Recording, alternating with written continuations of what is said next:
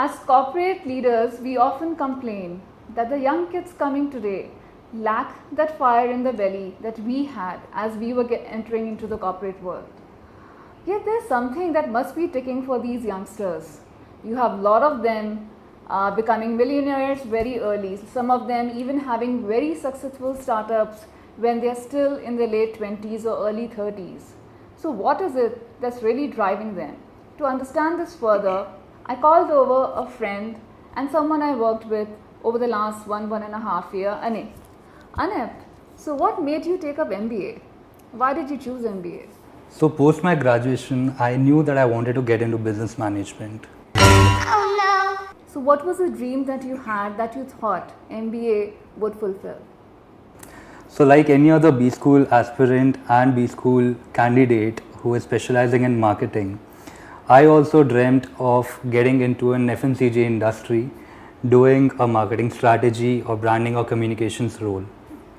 So although I did not have a dream company as such, which is a very popular phrase in B schools, Right. but I had some sort of idea as to which kind of role I want to get into. And how did you find the reality to be? So you did get a marketing role in an FMCG. So how was that landing from something that you were dreaming of and then moving into the reality? So honestly, when you're in a B school, corporate world is like a fairy tale. Right? You expect that you would be going in and sitting in an air-conditioned room, thinking of few frameworks and making strategies. However, when reality hits, it hits really hard.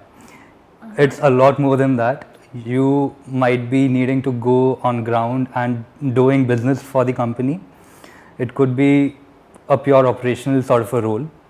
By So it business you varies. mean driving sales? Driving sales, doing general trade, doing e-commerce. There are plethora of things that goes on in a company. So yeah, it's a little different from what we all dream of. But again, it's something that's worth experiencing, and it's something where you learn a lot. Are you saying that in hindsight, or is that the approach, or that was a thought that came to you when you landed on the ground? Did you feel great about what you were told to do? When I got into it, of course, I had my fair share of challenges. So I started with my general trade sales stint in the month of June 2020, when COVID pandemic was at its peak. Sorry, but at that point of time when you were told that, okay, while we are hiring you for marketing, your first stint will be general trade sales and it's COVID time. What was the feeling? Did you feel excited about it?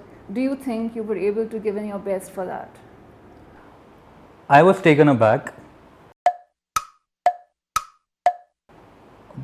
Although I was always okay doing a sales stint, but doing a sales stint in the rural pockets of Maharashtra at the time of COVID, of course, me and my parents both were really skeptical. That was not your corporate dream. That was not my corporate dream. But in hindsight, as you said, I am more than grateful that I got to do that. I honestly got to know the importance of relationships in businesses, trade margins, stock inventory management.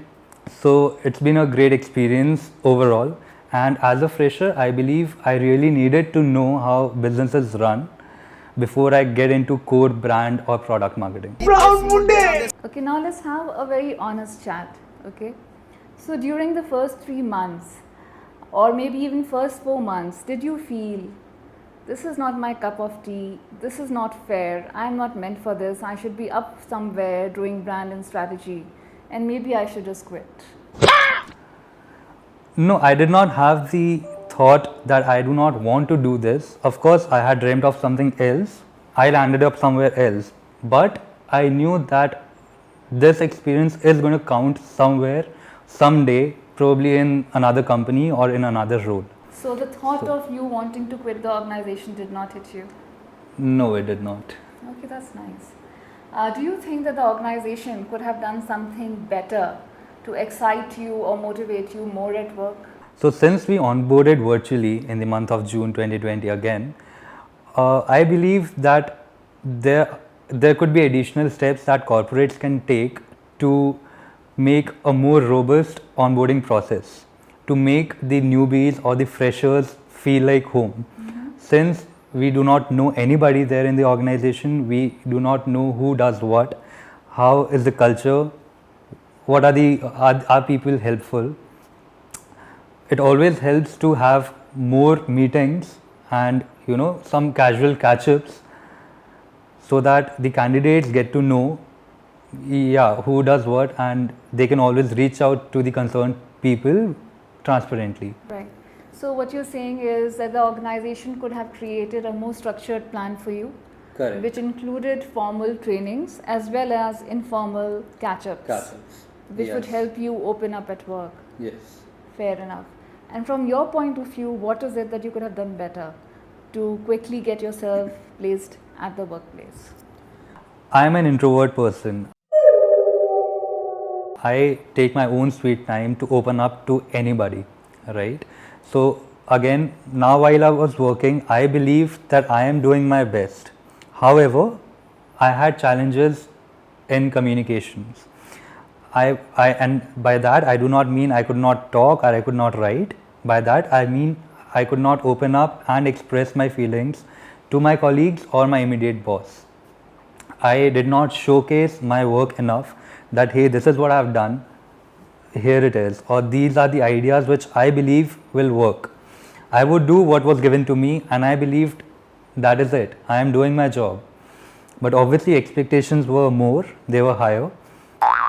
So I always tell everyone, no matter what, be transparent, be open to your boss, tell them if something is not working out, tell them. If you are being overwhelmed, tell them. That's a very good build, right? to keep the communication channels open. Yeah, so that's my number one advice, and that is something that I missed on. So yes. Okay. Now looking back, and it's been a year plus for you, what do you think are the must-have technical skills that students on campus should really work upon before they take up a job? So hard skills would obviously vary based on the role. However, I would always suggest that always know the tools that the companies are using in your function and try to probably get your hands on them prior to joining. Which is for example, the tool, that yeah, for example, if you're going to get into an analytical role, I say it would make sense to brush up your Excel skills, of course. Do a course or two on data visualization like Tableau or Power BI or whatever the company is using. So when I got into digital marketing, that is something that I have always been aiming for. I had done a few courses on digital marketing, on social media advertising, and on Google Analytics. So I believe if you have done all those courses, if you have done a few live projects in those functions, you are more confident in your work. So 1 year down the line, and you've recently joined Byju's. Yes. What drove that decision? And what is it about Byju's that really excited you, making you move on while you were doing great at your previous employer? Number one would be the job role. Since, like I said, I was always inclined towards marketing or strategy roles, I came across this wonderful role that was with the team of strategy and planning at Byju's. It's a new vertical, it's a new team altogether. So that was my number one factor. Second would be the team that is working there. It's a young team coming from premier schools. So now that I've worked for 1 year, I realized that more than the money or the package that we all look forward to, it's really, really important to see if there's a cultural fit with the organization. What is the kind of team that is working there? So that was my number one factor while choosing Byju's. Wow. I went on to speak to a few colleagues there and see what the team is like, what is the kind of work that they do. Then again, I was getting a really good role there, which is with the strategy and planning team. That was something that I have been aiming for. So yeah, more than anything else, I preferred the team, the culture, and the good role. That's an awesome endorsement for Byju's. I'm great. I'm very happy for you that you found your calling. Do you see yourself moving closer to your dream now? I definitely do. I really do. Strategy is something that if you go to any B school, I would say that candidates are really looking forward to doing something into strategy, and all the operations is a bit of, it's a part of it. So yes, I do feel that the kind of role that I'm getting into now is something that I would love to continue in the long run as well. This role would be something that I believe I can contribute to, and I would flourish really well. Talking to Anip, what I can clearly draw, at least for the corporates, that yes, it's very important for the millennials to find something that they really enjoy doing. Also, culture of the workplace where they are is a very crucial factor to keep them engaged, keep them excited. So that's something you will need to consciously work upon as you open up your workspace for these must-have millennials. I do say today it's really important for each and every company to have a healthy blend of youngsters along with experienced staff. Youngsters are our future consumers. They are the people who we need to train to drive the company, pick up the reins in future. So let's try to make our workplace more inclusive, create some casual yet planned touch points with our new hires and see what's working for them. Also, what corporates can definitely do is try to do a better job of communicating what the expectations in the first year will be. For the young millennials who are at campus, don't just look at very high level strategic jobs, getting influenced by what you read or see on TV. Well, for you to succeed at your workplace, as Anip also pointed out, technical skills are a must-have, be it Excel, be it at-risk software, be it BI, whatever it is, whichever is your passion or area of interest, make sure you pick up the skills and ropes of the basic essentials. Wishing both the corporates and our youngsters the very best.